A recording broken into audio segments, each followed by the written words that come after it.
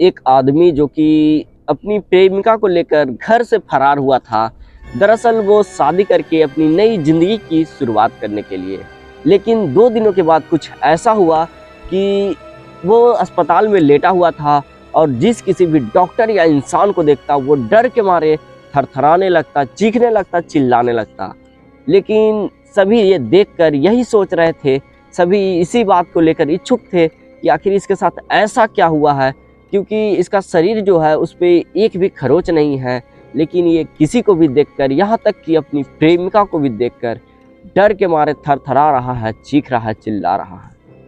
उसके बाद जो पुलिस खुलासा करती है उसके जानने के बाद आप भी दंग रह जाएंगे, आप भी ये सोचने पर मजबूर हो जाएंगे कि क्या किसी के साथ ऐसा भी हो सकता है। तो नमस्कार दोस्तों, मैं अमन कुमार स्वागत करता हूं आपके अपने चैनल पान मस्ती फाइल्स में।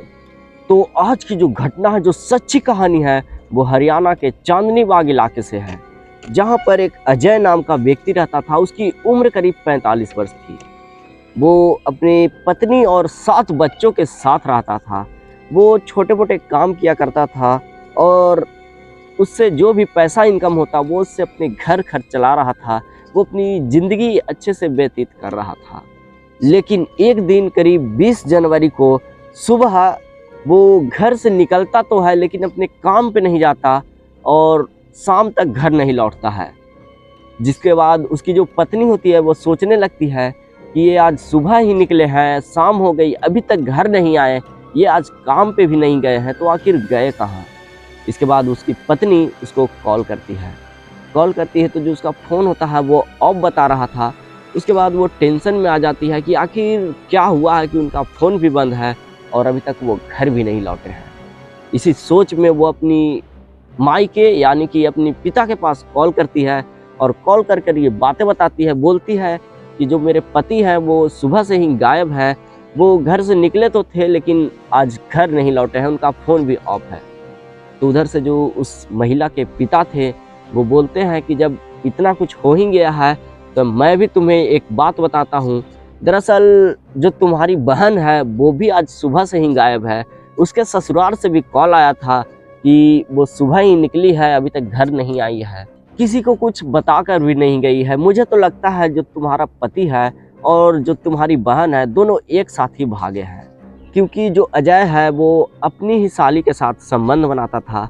दरअसल जो अजय की साली है वो शादीशुदा है, वो 2 बच्चों की माँ है, लेकिन करीब 1.5 वर्ष पहले से वो दोनों काफ़ी ज़्यादा टच में थे और एक दूसरे के साथ संबंध बना रहे थे, जिसे सभी लोग जान जाते हैं। उसके बाद दोनों को मिलना जुलना, बातें करना बंद कर देते हैं।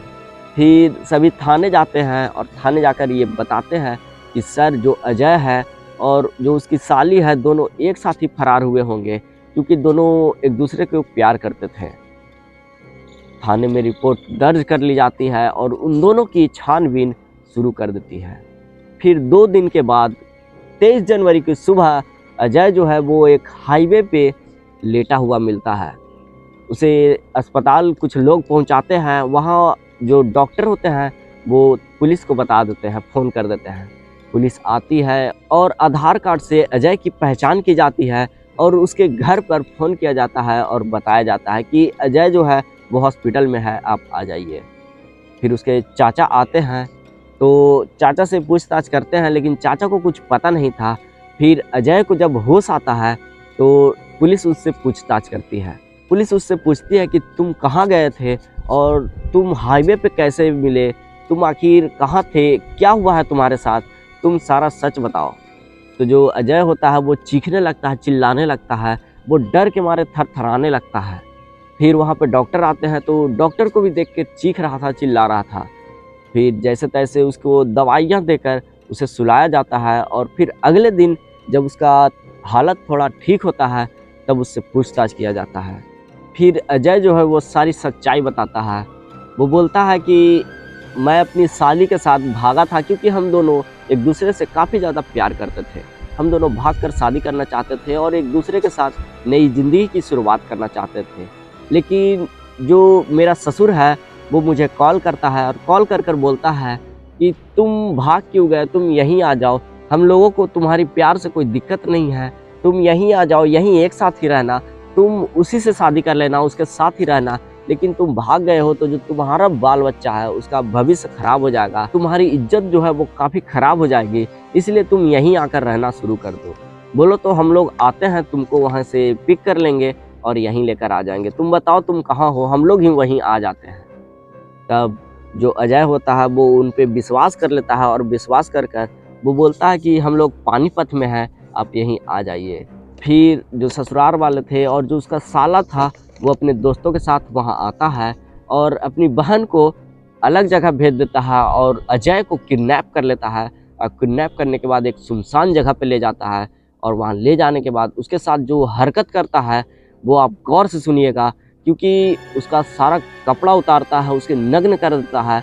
उसके बाद एक बंदा उसमें से बोलता है कि इसके साथ अंदरूनी मार की जाए और इसके साथ कुछ ऐसा करो कि ये देखकर डरने लगे, थरथराने लगे। और इसीलिए उसके बाद डंडा लाया जाता है और उसके प्राइवेट पार्ट में घुसा दिया जाता है। इतने से भी जब उसका मन नहीं भरता है तो उनमें से 2 लोग उसके साथ रेप करते हैं, उसके साथ संबंध बनाते हैं।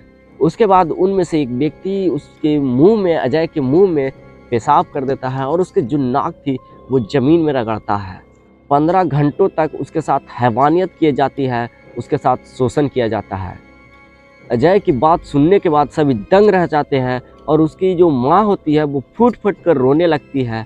वो पुलिस से लगातार गुहार करने लगती है कि आप लोग उसे छोड़िएगा नहीं, और इसे सुनने के बाद जो पुलिस होती है वो मामला दर्ज कर लेती है और उन सभी को, जो उसके ससुराल वाले थे और जो भी इसमें शामिल था, उन सभी को पकड़ती है और पकड़कर जेल में डाल देती है। फिलहाल इस पूरी घटना पर, इस पूरी कहानी पर आपकी क्या राय है, आप क्या राय रखते हैं, आप नीचे कमेंट में ज़रूर लिखिएगा। बाकी मैं मिलता हूँ अगले वीडियो में, तब तक के लिए जय हिंद, जय भारत।